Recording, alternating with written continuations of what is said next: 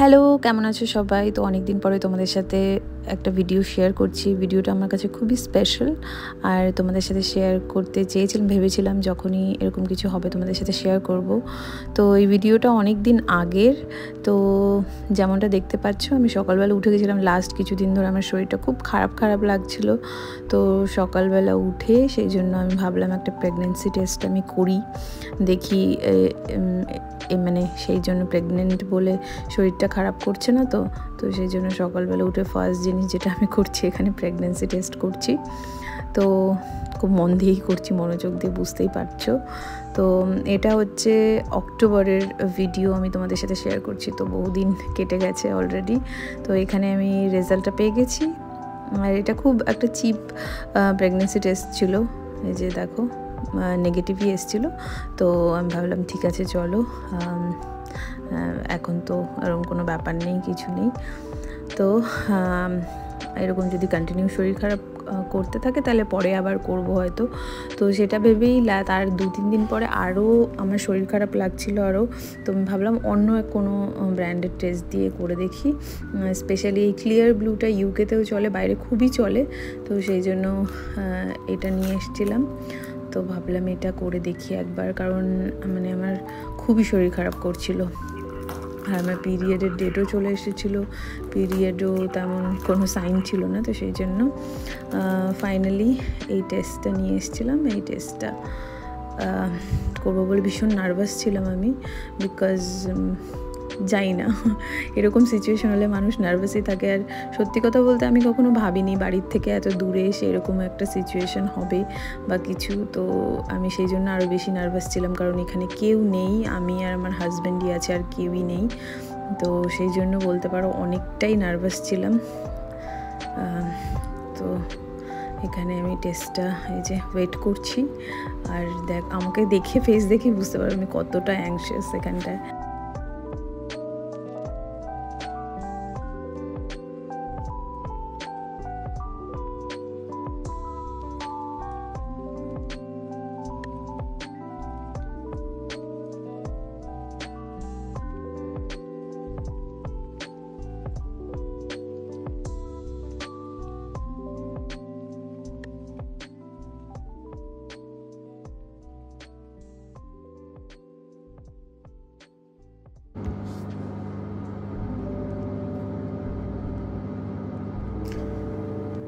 তো আমার ফেস দেখে আর এক্সপ্রেশন দেখে তোমরা বুঝতেই পারছো আমি কতটা নার্ভাস ছিলাম এখানে। আর ভীষণ ইগারলি ওয়েট করছিলাম। আর এই যে রেজাল্টটা বেরিয়ে গেছে, অ্যান্ড তারপরে দেখতেই পাচ্ছ প্রচণ্ড ইমোশনাল হয়ে গেছিলাম এইটা ভেবে যে এখানে কেউ নেই, কি হবে। আর খুশিও ছিলাম। তো সব মিলিয়ে ভীষণ ইমোশনাল হয়ে গেছিলাম এই মুহূর্তে। আর আমি ভাবিও নি, আমার মনে হচ্ছিল, বাট হয় না যে মনের থেকে আমি ভাবিনি যে এরকম কিছু হতে পারে। তো ভীষণ নার্ভাস আর ইমোশনাল হয়ে গেছিলাম ওই টাইমটাতে। তো এই দেখো আমি দেখাচ্ছি এটা বারবার করে। আর এরকমই সিচুয়েশন ছিল, মানে আমি কাঁদছিলাম, আর এরকম টাইমে আমার বাড়ির থেকেও ফোন চলে এসেছিলো, আমার দিদি ফোন করে দিয়েছিল।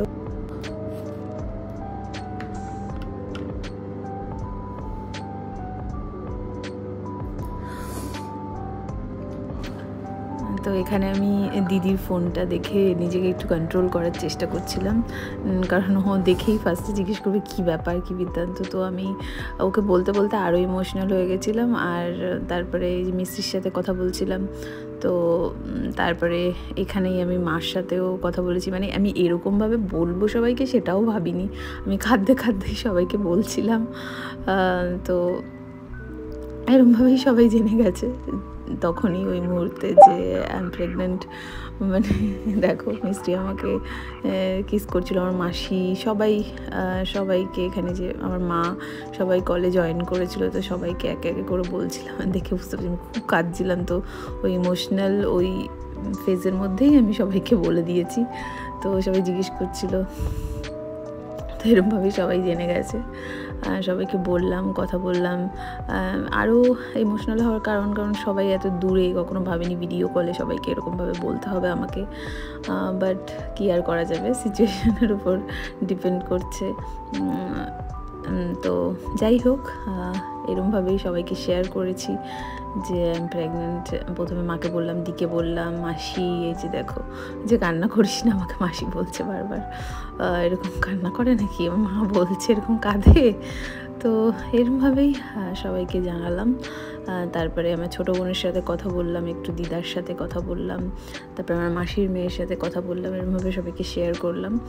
তো এইভাবেই আমার পুরো সকালটা এরকম ভাবে কেটে গেল, সবাইকে বলতে জানাতে আর ডিসবিলিভের মধ্যে দিয়ে সাহস নিয়ে নিয়ে। জানি না আমি কী বলবো। তো সকালবেলা আমার রিয়াকশান দেখলি তোমরা, তারপরে আমি সবাইকে বলেছি, বাট আমার স্টিল এখনও মানে বিশ্বাস হচ্ছে না। তো জানি না মানে কীরকম এক্স্যাক্টলি ফিল করছি নিজেও জানি না। Shocked, unbelievable. তো আমি তখন আর তারপরে আর আমি ভিডিও করার মতো সিচুয়েশন ছিল না, তো করিনি।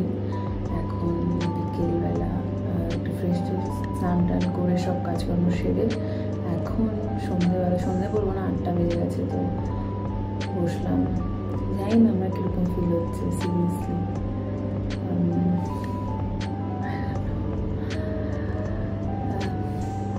যাই হোক, হোপফুলি সব ঠিকঠাক হবে।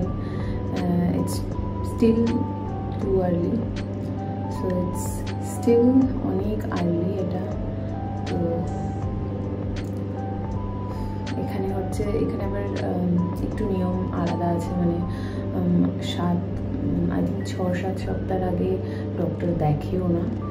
তো তার আগে নিজের ওপরেই সব কিছু ডিপেন্ড করছে, শুধু কি ভাইটামিনস বগেরা নিতে হবে সেটা বলে দেওয়া, দ্যাটস ইট।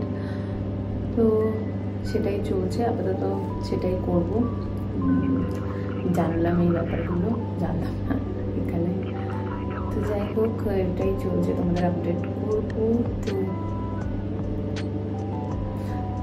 আমি ভাবিও নি এরকমভাবে বলবো ফ্যামিলিকে, হয়েছিলাম কখনো যদি এরকম সিচুয়েশান আছে তো মানে সারপ্রাইজ দেবো, বাট আমি নিজেই এত ইমোশনাল হয়ে গেছিলাম ওই টাইমটায়, এত ইমোশনাল, এত অফকোর্স খুশি, বাট খুবই ইমোশনাল।